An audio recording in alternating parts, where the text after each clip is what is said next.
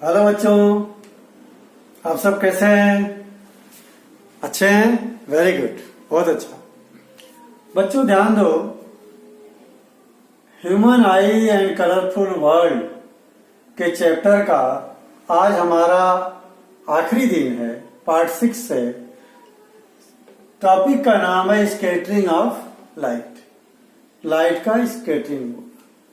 बच्चों इस टॉपिक को समझ लेने से आप कम से कम 4 क्वेश्चन जो एग्जाम में बड़े इंपॉर्टेंट आते हैं उनके आंसर इजीली दे पाओगे। Why sky appears blue, why in the space and on the moon there is the dark, why danger signal is red. ऐसे जो क्वेश्चंस हैं इनका आंसर आप इजीली दे लोगे। या why sun and its surrounding appears red in morning and evening, ऐसे question का answer आप इजीली दे लोगे। बच्चों ध्यान दो, मैंने लिखा scattering of light. Scattering of light को हिंदी में हम कहेंगे लाइट का बिखर जाना, अलग अलग डायरेक्शन में वो चले जाना, उसका स्कैटर हो जाना यानी बिखर जाना। एक तरह से डिस्पर्स से ही मिलता जुलता ये मीनिंग है। लाइट कब स्कैटर्ड होगी? लाइट 2 तरह से स्कैटर्ड होती है। एक तो मान लो बहुत बड़ा पार्टिकल कोई है, इतना बड़ा पार्टिकल, कोई लाइट आई इधर से टकराई, पूरी की पूरी लाइट स्कैटर्ड हो गई, इधर चली गई, पूरा बंच आया लाइट का, स्कैटर्ड हो गया। इसमें होल लाइट इज स्कैटर्ड, क्योंकि जिस पार्टिकल से टकरा रहे हैं पार्टिकल की साइज बहुत बड़ी है, और जब ये हमारे आंख में आकर के लाइट पड़ेगी, I, we can see the particle, we can see the particle. This is known as Tyndall effect. इसी को क्या कहते हैं? ये 9th क्लास में आप पढ़कर आ रहे हैं अभी, Tyndall effect. Homologous colloid particle जितने भी होते हैं, कोलाइड पार्टिकल्स अगर लाइट डालेंगे अपन, कोलाइड पार्टिकल की साइज थोड़ी बड़ी होती है, पार्टिकल उनसे लाइट उनसे टकरा करके स्कैटर्ड होकर के हमारे आंखों में आते हैं। That's why we are able to see the particles. आपके नेचर से रिलेटेड इसका एग्जांपल देता हूं। कहीं अगर ऐसी झोपड़ी में बैठे हो जहां एक छोटे से होल से लाइट आ रही हो, तो झोपड़ी के अंदर जितने डस्ट के पार्टिकल उस लाइट के रास्ते में जितने आएंगे, we can easily observe the dust particle. वहीं उसके बगल में, इसका मतलब डस्ट पार्टिकल नहीं, ऐसा नहीं है, बगल में भी है, लेकिन वहां से कोई ज्यादा लाइट टकरा के हमारे आंखों में नहीं आ रहे हैं, इसलिए हम उन पार्टिकल्स को नहीं देख पा रहे हैं। लेकिन जो बीम ऑफ लाइट आ रही है उसमें पार्टिकल की साइज बड़ी होने से उन पार्टिकल से लाइट टकरा रही है और हमारे आंखों में आ रही है। That's why we are able to see the particles. This is known as Tyndall effect. Tyndall effect की डिफाइन लिख लें एक बार। ये डायग्राम बना रहने देता हूं मैं। ये पार्टिकल है, डस्ट पार्टिकल। बच्चों हमारा एयर जो है एक कोलाइड है। Air is a colloid. Air क्या है? कोलाइड है। तो एयर के से भी जो पार्टिकल टकराएंगे वो वापस लौट करके आएंगे। ठीक है, तो एक बार टिंडल इफेक्ट की डिफाइन लिख लें। Scattering of light, scattering of light by colloidal particle is called Tyndall effect। Tyndall effect जो है हम लोग का एग्जाम्पल देखना चाहते हैं, तो we can observe the particles of the dust when a beam of light come in the room, वहां पर ऑब्जर्व कर सकते हैं। दूसरा, फॉरेस्ट कैनोपी, जहां जंगल का पूरा झुरमुट हो, ढेर सारे पत्तियां पे पेड़ों की, और नीचे अपन बैठे हो, थोड़ी सी रोशनी कहीं से आ रही हो तो जंगल में भी हमको डस्ट पार्टिकल नजर आ सकते हैं। इसके एग्जांपल में लिख दो, dust particle of air can be observed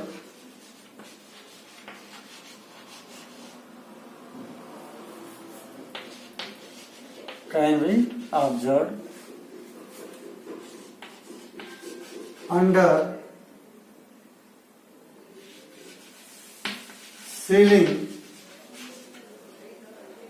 ceiling when a beam of light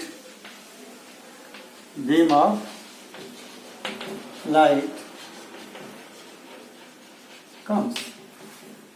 देखिए एग्जाम्पल लिखा मैंने, dust particles of air can be observed, air के डस्ट पार्टिकल को हम देख सकते हैं। कहां? Under ceiling when a beam of light comes, जब बीम, लाइट की बीम जो एक आती है उससे हम डस्ट पार्टिकल को देख सकते हैं। सिमिलरली एक एग्जांपल और लिख लें, यहां लिख देता हूं मैं, सेम उसी तरीके से। एग्जाम्पल नंबर ये 1 और example number 2। Dust particles can be observed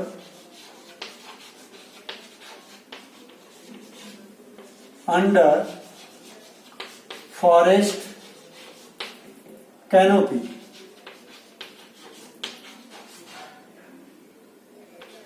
when a beam of light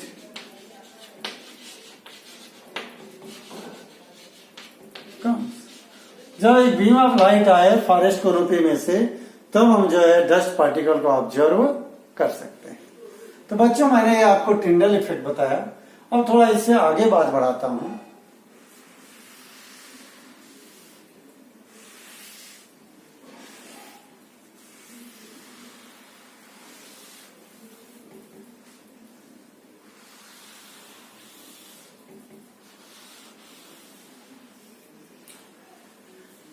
अगर पार्टिकल की साइज बहुत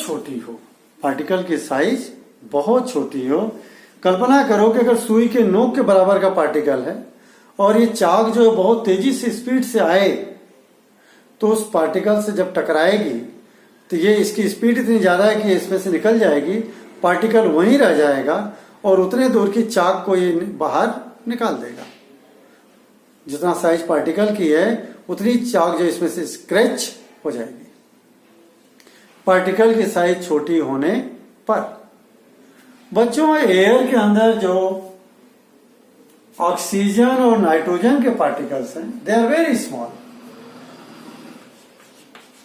particles of oxygen and nitrogen are very small, बहुत छोटे हो। ऑक्सीजन और नाइट्रोजन के पार्टिकल बहुत छोटे हैं। जब व्हाइट लाइट आती है, इन पार्टिकल से टकराती है, तो पूरी की पूरी लाइट स्कैटर्ड नहीं होगी। उसमें से जो सबसे कम वेवलेंथ की लाइट होगी वो थोड़ी सी स्क्रैच होकर के बाहर निकल जाएगी। लेकिन लाइट के कंपोजिशन में कोई फर्क नहीं पड़ेगा, क्योंकि पूरी की पूरी ब्लू लाइट स्कैटर्ड नहीं हुई है। आगे जो लाइट जाएगी उसमें व्हाइट कलर ही रहेगा, क्योंकि उसके अंदर सातों कलर हैं। कौन सी लाइट स्कैटर्ड हुई? केवल blue light of short wavelength, जिसकी वेवलेंथ कम हो। इसको आप यूं ऑब्जर्व कर सकते हो, जैसे मान लीजिए पार्टिकल है, ये मैंने ब्लू लाइट बनाई कम वेवलेंथ की, और ये मैंने बड़ी लाइट बनाई, वेवलेंथ बनाई है, ये देखिए पार करके निकल गई। रेड कलर और ये ब्लू, तो पार्टिकल से कौन टकरा रहा है? रेड कलर, अब सॉरी ब्लू कलर। इसलिए ब्लू कलर जो है वो थोड़ा सा स्क्रैच हो करके बाहर आ जाएगा। बच्चों व्हाइट लाइट में सबसे ज्यादा मात्रा जो होती है वो होती है ब्लू की और रेड की। बाकी जो कलर बच जाते हैं 5 कलर, उनकी मात्रा थोड़ी थोड़ी कम होती है। इसलिए हम यहाँ पे बात कर रहे हैं केवल रेड और ब्लू की। Here we are talking about only the red and blue. We are not talking about other colors. बाकी कलर को उसी हिसाब से कंसीडर कर लेंगे। तो ब्लू लाइट कैसी हो गई? Short wavelength. रेड लाइट कैसी हो गई? Long wavelength.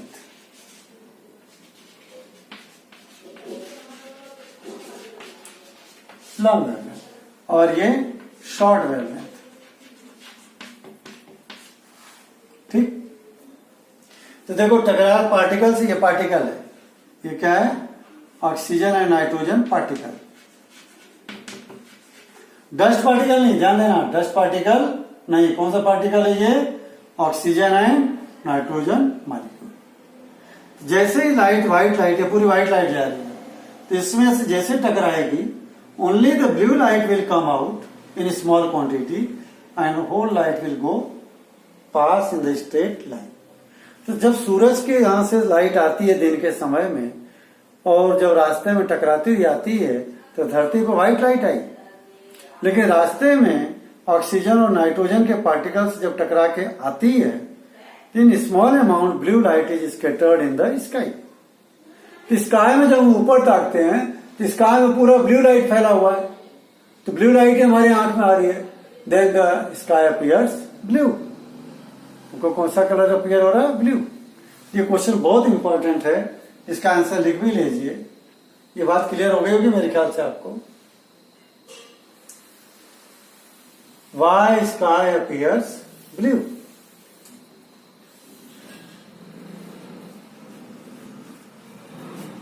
क्वेश्चन है why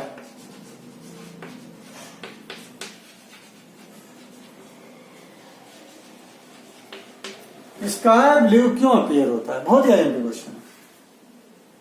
ठीक, आपको सिंपल लिखना है answer. Light coming from sun strike with oxygen and nitrogen molecules, oxygen and nitrogen molecules. Then blue light of shorter wavelength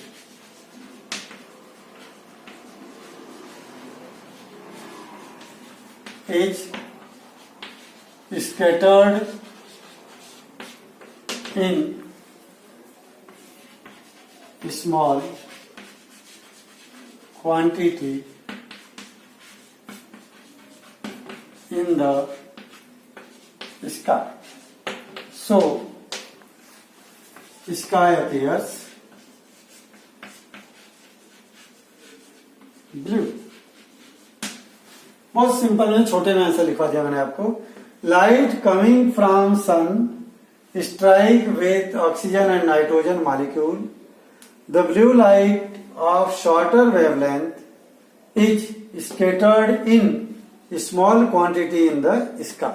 थोड़ी क्वांटिटी में स्केटर्ड हो जाती है, इसलिए स्काई कैसा अपीयर होता है? ब्लू। क्लियर? बच्चों एक ये क्वेश्चन कंप्लीट हुआ हम लोगों का। दूसरा क्वेश्चन आ रहा है क्या?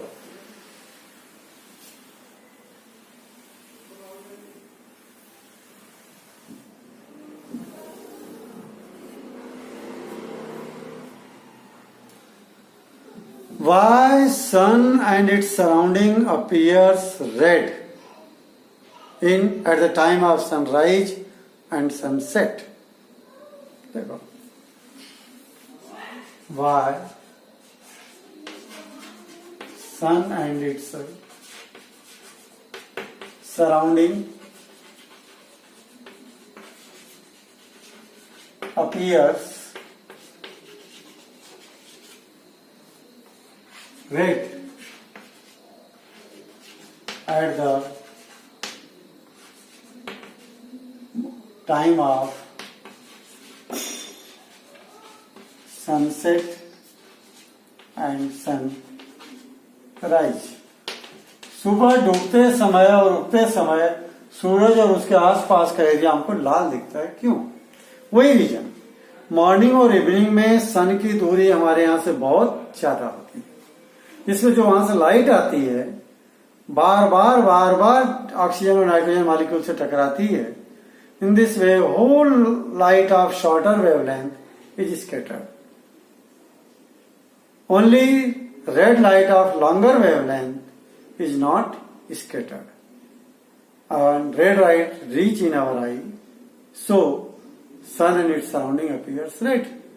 बच्चों एक चीज ध्यान रखना, जो कलर हमारे आंखों तक आएगा जिस चीज से, वो चीज उसी कलर की हमको नजर आएगी. ठीक है? तो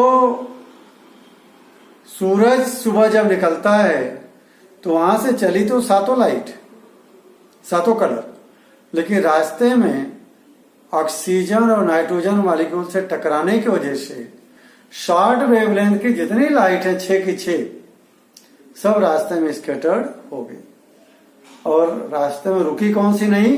रेड लाइट. और रेड लाइट चल के हमारे आंखों में आई, इसलिए सन और उसका सराउंडिंग कैसा दिखा? रेड. अब इसका आंसर लिखें.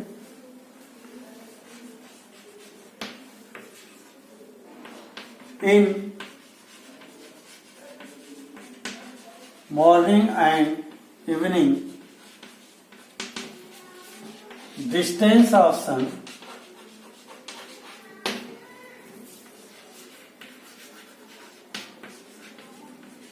is very long.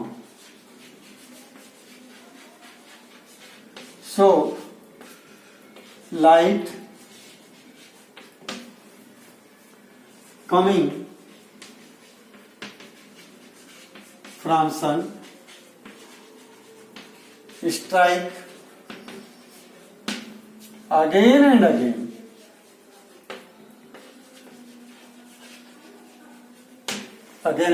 again with oxygen and nitrogen molecules. So all color of short wavelength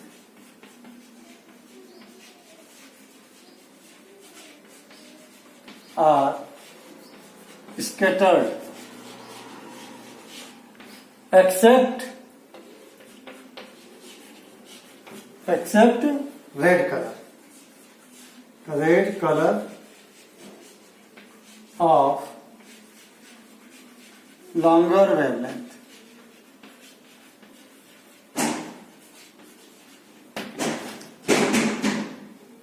Thus, only red color reach in our eye. Thus, only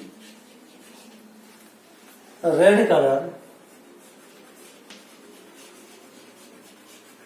reach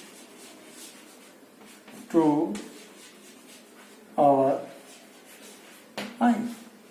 So, sun and its surrounding appears red at the time of sunset and sunrise. देखो मैंने क्या लिखा है? In morning and evening, distance of the sun is very long, so light coming from sun strike again and again with oxygen and nitrogen molecules. So, all colors of short wavelength are scattered except red. लाल को छोड़ के सारे colour जो है scattered हो जाते हैं. Red colour of longer wavelength क्यों नहीं स्कैटर हो पा रही है? क्योंकि इसका वेवलेंथ ज्यादा है. Thus only red color reach to our eye. हमारे आंखों में कौन सा कलर पहुंचता है? Red. So sun and its surrounding appears red in the morning and evening. ये दो क्वेश्चन के आंसर आपको मैंने दे दिए जो बहुत ही इंपॉर्टेंट है. तीसरा देखते हैं.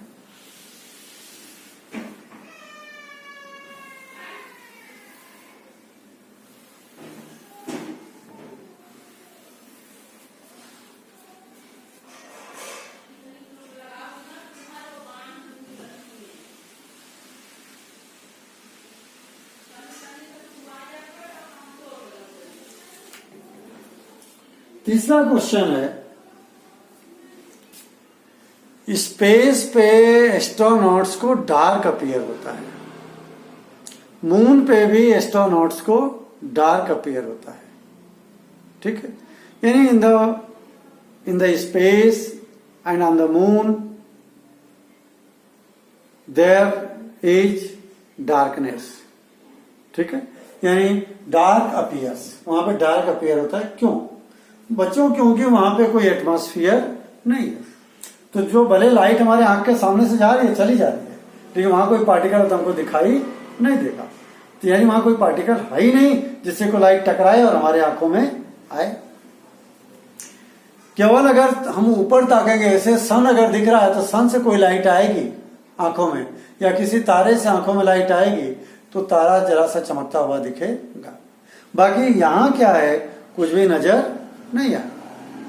कारण स्पेस में कुछ भी नहीं है, खाली ब्लैंक। तो वहां कोई पार्टिकल लाइट टकराती नहीं है, न तो हमारे आंखों में आती है। जब हमारे आंखों में कुछ आएगा नहीं तो क्या दिखेगा? अंधेरा अंधेरा। जब हमारे आंखों में लाइट पड़ेगी नहीं तो हमको क्या दिखेगा? अंधेरा अंधेरा। इसलिए कहा गया है ना, बिना लाइट के हम अंधे के बराबर हैं। तो जब वहां लाइट है लेकिन लाइट हमारे आंखों में आ नहीं रही है, तो वहां का एरिया कैसा नजर आएगा? डार्क। उसी को कहते हैं war in space and on the moon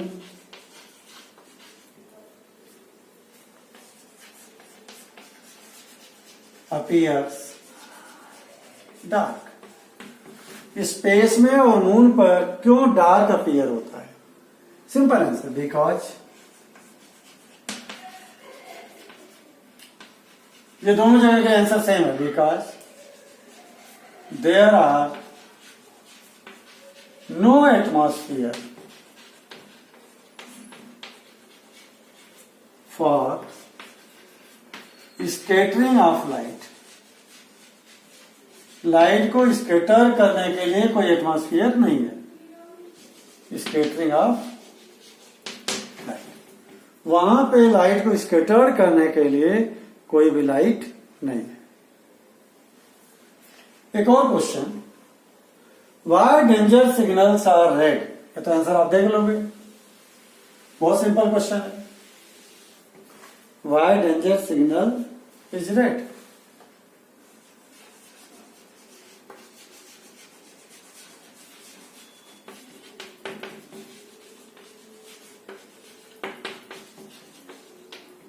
danger signal जो है रेड कलर का ही क्यों बनाते हैं?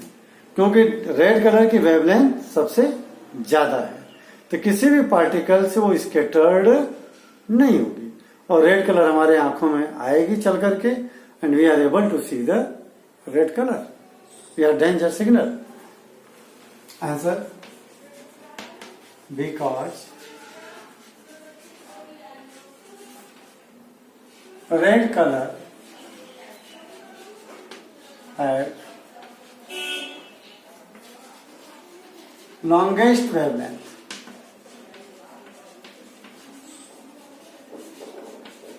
So it is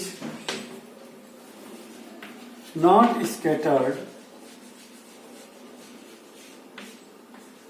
by any particle, किसी भी पार्टिकल के द्वारा स्कैटर्ड नहीं होगी, and reach to our eye, and we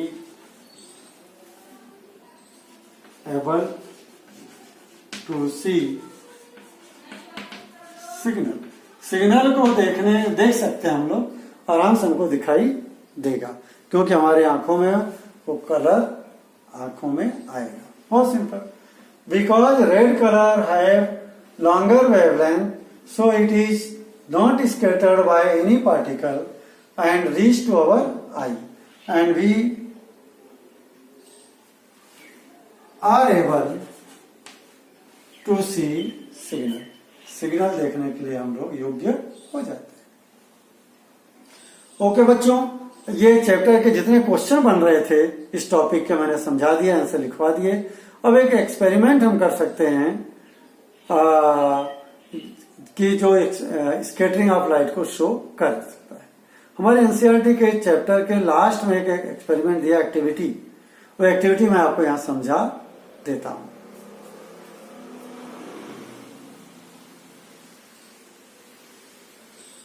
activity को मैं पूरा समझा दूंगा, लिखना आपको है।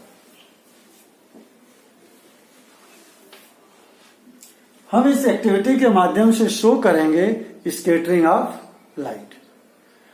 लाइट को स्कैटर्ड करने के लिए कोई न कोई ऑक्सीजन या नाइट्रोजन जैसा पार्टिकल चाहिए। इसके लिए हम लोग क्या करें, एक ग्लास का टब ले लें, कांच का, पानी का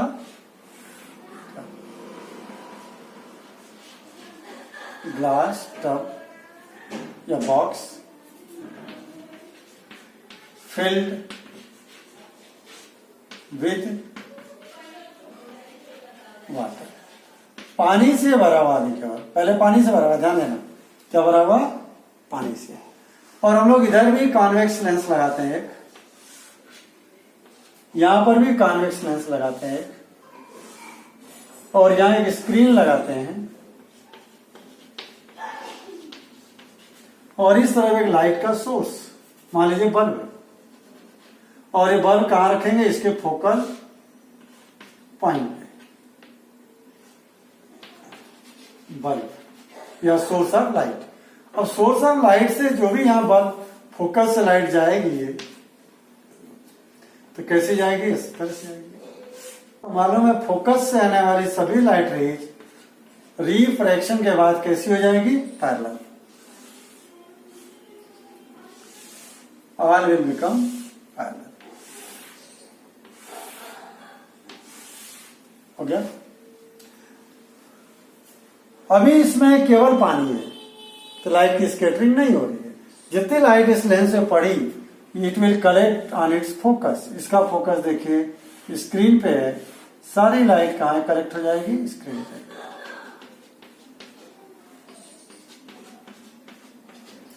ये कैसा है, व्हाइट स्पॉट, व्हाइट फ्लश दिखता है, फोकस दिखता है। ये तो फर्स्ट स्टेप हो गया। ये कौन सा हुआ, फर्स्ट स्टेप। एक्सपेरिमेंट का हमारा पहला स्टेप, जिसमें हमको कोई स्कैटरिंग नजर नहीं आई। अब हम क्या करते हैं, सेकंड स्टेप में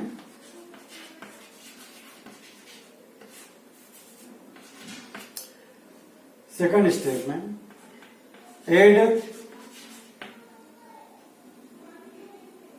सोडियम थायो sulphate and sulphuric acid.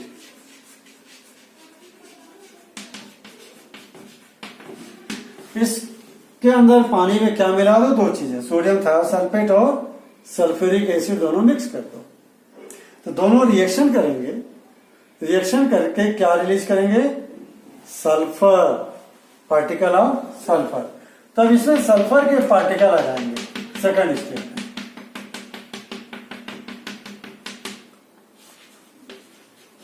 Sulphur particle, sulphur particle काम करेंगे ऑक्सीजन और नाइट्रोजन मॉलिक्यूल के जैसा, acts as molecule of oxygen and nitrogen. ये काम करेंगे ऑक्सीजन और नाइट्रोजन के मॉलिक्यूल के जैसा, जैसा हवा में था। तो जैसे भी लाइट रेज जाएगी, इनसे टकराएगी, तो सभी कलर इसमें स्कैटर्ड हो जाएंगे। किसमें, ब्लू लाइट पूरी स्कैटर्ड हो जाएगी, और यहां कौन से पहुंचेगी, रेड। तो व्हाइट की जगह ये स्पॉट कैसा हो जाएगा, रेड।